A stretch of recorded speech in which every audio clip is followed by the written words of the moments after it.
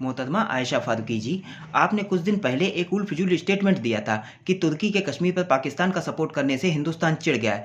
पहले आप हमें ये बता दीजिए आयशा जी कि तुर्की के सपोर्ट से क्या हो गया, या तुर्की, मलेशिया या चाइना के सपोर्ट से कश्मीर पर आपको मिल क्या गया है? हमको आज आप ये बता दीजिए। सारी ज़मीनी हकीकत आज आपके सामने है। आयशा जी, हमारा हिंदुस्तान एक सोवरेन कंट्री है, किसी के दबाव में या किसी की दबंगई में आने वाला नहीं है। आयशा जी, आपके हुक्मरानों ने दुनिया के जुनून दिखाए, दुनिया के धमकियाँ दी और सारा रिजल्ट आपके सामने है आयशा जी। और आप 1947 से लेकर के अब तक कश्मीर पर दिवालियापन दिखा चुके हैं, और जो इसका सारा रिजल्ट आपके सामने, हमें कुछ कहने की जरूरत नहीं।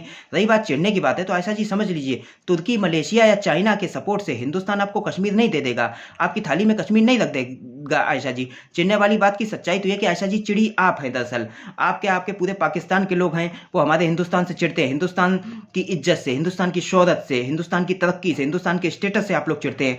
आयशा जी, आपका स्पेस प्रोग्राम 1961 में स्टार्ट हुआ था और हमारे हिंदुस्तान ने जस्ट एक साल बाद 1962 में इसको स्टार्ट किया है। अब देख लीजिए आज हम स्पेस में कहाँ हैं, आप कहाँ हैं स्पेस में आयशा जी। आप इसी बात को लेकर चिढ़ती हैं, इसी बात के लिए आपके अंदर एक टी से एक फ्रस्ट्रेशन है आयशा जी। और मेरे हिंदुस्तान का मतलब जो आज जो स्टेटस है वो आपका है क्या, पहले आप बता दीजिए। आज हमारा हिंदुस्तान चंद्रयान मिशन लॉन्च कर रहा है, मिशन मंगल लॉन्च कर चुका है, अब हम सूरज पे जाने की तैयारी कर रहे हैं, और आपके प्रोग्राम, आपके जो स्पेस प्रोग्राम का तो कोई अता पता है ही नहीं आयशा जी। और पता नहीं क्या क्या हो रहा है आपके स्पेस प्रोग्राम का, वो तो आप ही जानती होंगी। बस आप लोग तो बस मिशन मंगल का या चंद्रयान का बस मजाक उड़ाना ही आप लोग जानते हैं आयशा जी। आप लोग और बस आप मजाक ही उड़ा सकते हैं, यही आपकी औकात है, और कुछ करने की औकात है नहीं। आप तो चीन की बैसाखी पर डिपेंड है। हमारी इसरो आज नासा को टक्कर दे रही है, यहाँ तक कि दूसरे मुल्कों के सैटेलाइट का प्रोजेक्शन कर रही है हमारी इसरो। आपकी स्पेस एजेंसी का क्या नाम है? आज गूगल इंटरनेट के दौर में भी शायद ही कोई आपकी स्पेस एजेंसी का नाम जानता हो। ऐसा जी, आपने एलपीजी कॉन्सेप्ट यानी लिबरलाइजेशन, प्राइवेटाइजेशन एंड ग्लोबलाइजेशन, इस कॉन्सेप्ट को 1988 में ही एक्सेप्ट कर लिया था, और हमारे हिंदुस्तान ने जस्ट 3 साल बाद 1991 में इस कॉन्सेप्ट को एक्सेप्ट किया। लेकिन देख लीजिए आज हमारी इकोनॉमी कहाँ है और आपकी इकोनॉमी कहाँ है। आज हमारा हिंदुस्तान एक साल के अंदर ही मतलब तमाम मुल्कों को कर्ज देने वाला मुल्क बन गया था। लेकिन आपकी औकात क्या है? आप तो अभी भी उधार के घी पे ही डिपेंड है। आप लोग तो यह कहने की जरूरत ही नहीं आयशा जी।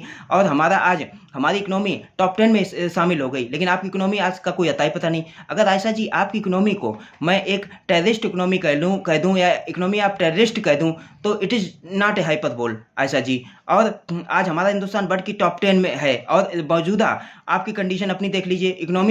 आपकी इकोनॉमी तो दहशतगर्दों पे खर्च होती है। आज हमारे हिंदुस्तान को रेल के सेक्टर में देख लीजिए, कंप्यूटर के सेक्टर में देख लीजिए, इंटरनेट के सेक्टर में देख लीजिए, स्पेस के सेक्टर में देख लीजिए, इंजीनियरिंग के सेक्टर में, मेडिकल के सेक्टर में, आप किसी भी सेक्टर में देख लीजिए, आपका पाकिस्तान है कहाँ? आपके पाकिस्तान की हैसियत क्या है इन सब सेक्टरों में? और आप स्वयं ही जानती हैं आशा जी, आपसे बेहतर कोई नहीं बता सकता इस चीज़ को। और इसी कारण आप हिंदुस्तान से चिड़ी हुई हैं, किंतु आप इल्ज़ाम पूरा हिंदुस्तान पे लगा रही हैं। यहाँ तक कि आपके पाकिस्तान की जो पीएसएल शुरू हुई है, ठीक है, और आपके पीएसएल में जितने पैसे में पूरी टीम बनती है, उतना पैसा तो हमारे यहाँ हमारे आईपीएल में एक खिलाड़ी को मिलता है। तो मेरे आईपीएल के आगे आपकी पीएसएल भी कहीं नहीं टिकती आयशा जी। इस चीज़ को भी आप अच्छे से जान रही हो, अच्छे से देख रही हैं। तो इसे आप हिंदुस्तान की इन्हीं सब स्टेटरों को लेकर आप चिड़ी हुई हैं, और आप उल्टा इल्जाम हिंदुस्तान पर लगाती हैं, जैसे उल्टा चोर कोतवाल को डांटे, वही सब वाली बात आयशा जी आपकी हो गई है।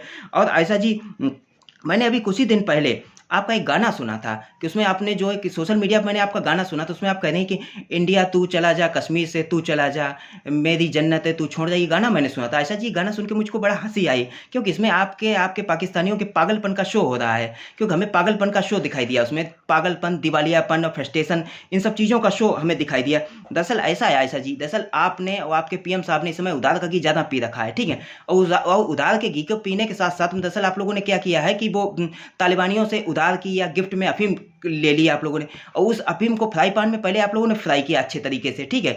फिर उस अफीम को आप लोगों ने खा लिया है। उस अफीम को दरअसल वो अफीम अब आप लोगों के दिमाग पे चढ़ गई है, चढ़ नहीं गई आयशा जी, वो दरअसल वो अफीम है आपके दिमाग पे चिपक गई है, आप लोगों के दिमाग पे। अमूमन वो अफीम आपके और आपके पीएम साहब, आपके जितने सियासतदान हों या जितने पाकिस्तानी हो, चाहे 22 करोड़ या 25 करोड़, इसका डाटा तो ओरिजिनल आप ही जानते होंगे, मुझे नहीं डाटा मालूम कि कितने आपके पाकिस्तानी हैं, वो सबके दिमागों पर चिपक गई वो अफीम। इसीलिए आप लोग उस अफीम का असर दिखाते हैं, और उस अफीम का असर आप लोग दिखा रहे हैं, इसीलिए उसी का शो आप लोग करते हैं। और जहाँ तक कि इस गाने की ज़मीनी हकीकत से बात कर लीजिए Ayesha ji, in past time there is no relation, in present time मतलब there is no relation, in future time there will be no relation. और आयशा जी एक ने मेरी भी नज़म सुन लीजिए, थोड़ी थोड़ी सी एक नज़म छोटी सी मेरी भी सुन लीजिए। पाकिस्तान तू चला जा खैबर पख्तूनिस्तान से, पाकिस्तान तू चला जा बलूचिस्तान से, पाकिस्तान तू मुजफ्फराबाद छोड़ दे, पाकिस्तान तू गिलगित बाल्टिस्तान छोड़ दे, पाकिस्तान तू सिंध को छोड़ दे। अब आयशा जी ये गाना इस टाइप के आप ही को लिखना नहीं आता है, सामने वालों को भी आता है, सामने वालों को भी गाने लिखना आता है और गाने गाना आता है आयशा जी। एक मत आप स्पेशल नहीं कि आप ही को गाने लिखना नहीं आता आयशा जी। और रही बात आयशा जी कश्मीर की आप बात करती हैं आयशा जी, तो सबसे पहले एक बात बताइए आयशा जी, 1947 में शेख अब्दुल्ला साहब और मकबूल शेरवानी साहब थे, वो कश्मीर काली नाल लीडर थे और वो कभी आपके फेवर में नहीं थे, ना वहाँ की पब्लिक कभी आपके फेवर में थी। इस सच्चाई को आप अच्छे से जान रही हैं आयशा जी। और मकबूल शेरवानी साहब का तो कत्ल भी किया था आपकी पाकिस्तानी फौज ने, जो कबायली की ड्रेस में आई थी, ठीक। और मकबूल शेरवानी साहब का कत्लेआम किया, कितनी बेदमी से कत्लेआम किया था वो आप लोग अच्छे से जान रही हैं आयशा जी। और रही बात आयशा जी कि आपने एक भाड़े के इंसान की बड़ी तारीफ की, अभी कुछ दिन पहले आपने एक भाड़े के इंसान की, वो तारीफ आपने ये की कि उस भाड़े के इंसान ने मतलब कश्मीर पे पाकिस्तान का कुदरती राइट माना है। आप ये ऐसा ऐसे उसके कसीदे पढ़ रही हैं। पहले एक बात बता दी आयशा जी, वो भाड़े का इंसान क्या कुदरत को डिसाइड करता है या कुदरत उस भाड़े के इंसान से डिसाइड होती है? आप हमको ये बता दीजिए आयशा जी। पहली बात, ऐसे जो भाड़े हवाला कीजिए रकम भेज के, ऐसे कोई भाड़े के इंसान कोई कुदरत को नहीं डिसाइड कर देते हैं आयशा जी। यहाँ पर भी आपकी वही जो दिमाग में चिपकी अफीम है वही शो हो रहा है। उस भाड़े के इंसान की आप इतनी कसीदे पढ़ रही हैं, वो दिमाग पर जो अफीम चिपक गई उसी का असर यहाँ पर भी दिखाई दे रहा है आयशा जी। और आयशा जी 1965 हो चाहे 1947 हो चाहे 1971 बाद हो, कश्मीर की पब्लिक ने आपका कोई साथ नहीं दिया था। यहाँ तक कि 1999 कारगिल बाद में भी आपने क्या, तब भी वहाँ की पब्लिक आपके फेवर में नहीं आई थी आयशा जी।